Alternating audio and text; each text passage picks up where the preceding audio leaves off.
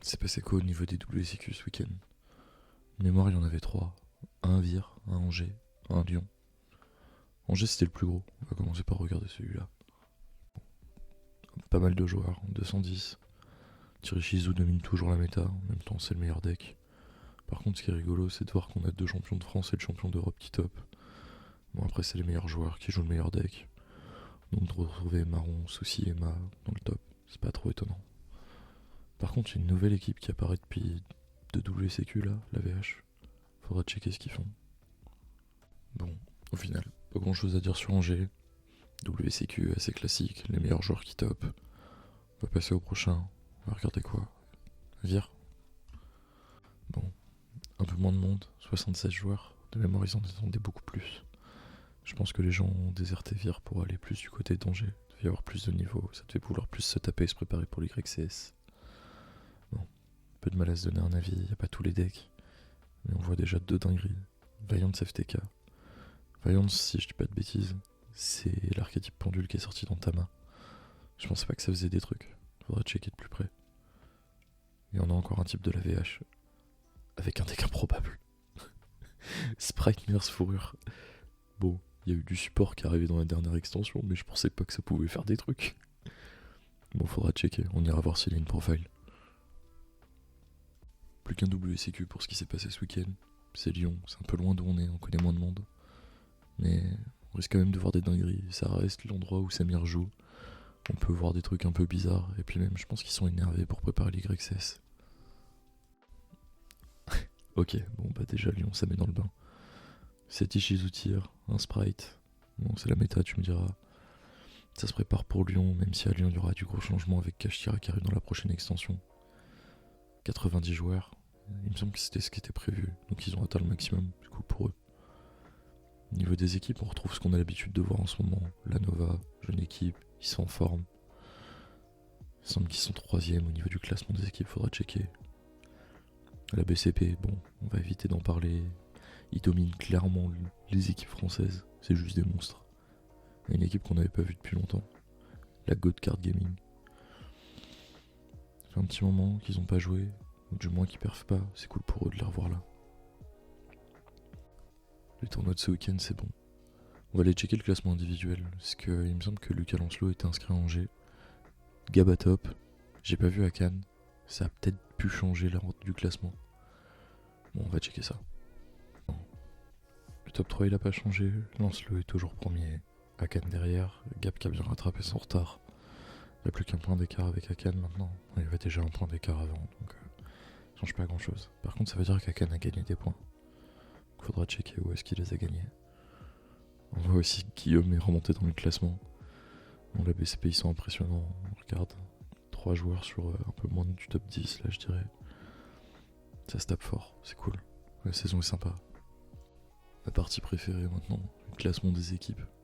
J'ai l'impression que depuis que ce truc est en place, ça a remotivé tout le monde. Je pense pas qu'il y aura de gros changements au niveau de la tête de tableau, mais le milieu de tableau, je pense que ça va avoir pas mal bougé.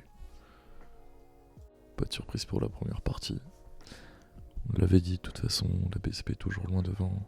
Team Notak derrière. La Nova et la Wildcard qui continuent toujours de se taper dessus pour avoir la 3ème place. Mais la Nova gagne de peu en ce moment. Au niveau du reste, ça a pas trop bougé. En même temps, ils ont pas trop joué, les autres équipes. On va regarder la deuxième partie de tableau. Je pense que là, il va y avoir eu du mouvement. Bah voilà, là, ça a bien bougé. La God Card Gaming qui repasse devant la MMG. La Team VH qui tape un sacré bon. Team EDD qui prend un petit peu de points. Je pense que les autres équipes ont pas trop joué.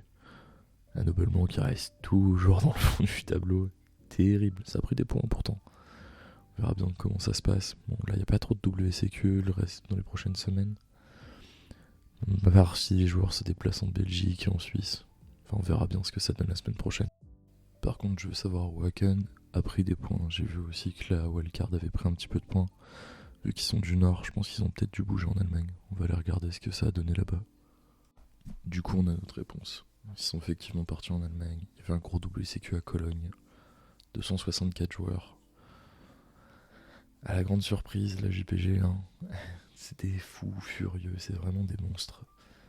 Akan qui fait un top 8, genre c'est pareil, on est en présence d'un monstre, il fait une saison qui est impressionnante. Et on retrouve un francophone aussi, Anthony Lopez. Il fait pas mal de résultats. Faudra checker ce qu'il donne au niveau des points. Il y avait aussi un WCQ à Munich ce week-end. On va regarder ce que ça a donné, mais je pense pas qu'il y a eu des Français là-bas. On va regarder. Bon, pas grand chose à dire. Pas de joueurs allemands très connus. Pas tous les decks, compliqué de se faire un avis. 144 joueurs quand même. Ça reste un WCQ quand même assez important. On pourra noter juste le petit Exosister, mais bon, pas folichon. On va regarder rapidos le classement individuel allemand, même si je pense que Schmid est toujours loin devant. On va pas aller faire un tour du côté des équipes, parce qu'il n'y a que la JPG. Les autres équipes n'ont pas été référencées, il me semble, dans l'application. La JPG était à 1200 points, donc bon, il domine quoi. Et puis on ira regarder ce qui s'est passé en Angleterre. On l'avait dit, Schmid loin devant, les autres qui suivent. Tony Lopez qui est 3ème du classement des points allemands. Il me semble pas que les points de Cologne aient été rentrés. En même temps, il n'y avait pas tous les noms et prénoms, donc à mon avis, c'est pour ça que ça n'a pas dû être rentré. Bon, pas trop de surprise. Par contre, contrairement aux Français, la deuxième partie de tableau beaucoup plus rapprochée, ça se tape beaucoup plus. Puis on voit qu'il y a beaucoup plus de points. En même temps, il faut dire que les WCQ allemands sont beaucoup plus gros. On peut comprendre pourquoi ils ont plus de points. Il y a vraiment eu beaucoup de WCQ ce week-end. Il ne reste plus qu'un WCQ en Angleterre, si je dis pas de conneries.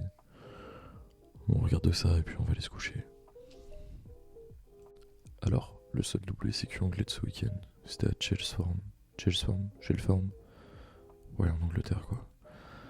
Mais t'as pareil pour chez eux. Pas beaucoup de joueurs. En même temps, faut dire que les WCQ anglais ne comptent pas beaucoup. La méta assez classique, du Sprite, du Shizutir. Par contre, on retrouve du Flunder chez eux. Et on retrouve encore un pendule. Je sais pas quel variant y jouer. Sûrement un Dracoslayer ou un Vayance, comme on a pu voir en France. J'essaierai de regarder s'il avait une profile. Bon, pas grand chose à dire de plus. La méta est assez classique. Niveau du top anglais, ça va pas avoir bougé. On voit qu'il y a juste un tier 0K top. Ils étaient déjà devant un tout petit peu vis-à-vis de la The Disciples. Et au niveau du classement individuel anglais, vu qu'ils n'ont pas énormément de points, ça joue beaucoup aux YCS. Du coup, on va pouvoir aller se coucher, et ça c'est cool. Et voilà, c'est la fin de la première vidéo de cette série qui sera longue, je l'espère. Si ça vous a plu, n'hésitez pas à vous abonner, à lâcher un like, à nous faire vos retours en commentaire, ce sera constructif, on prendra le temps de les lire. Ça se voudra hebdomadaire ou toutes les 2 semaines en fonction des différents tournois qu'il y aura. Je vous souhaite à tous une bonne journée, soirée en fonction du moment où vous regardez cette vidéo. Allez, peace.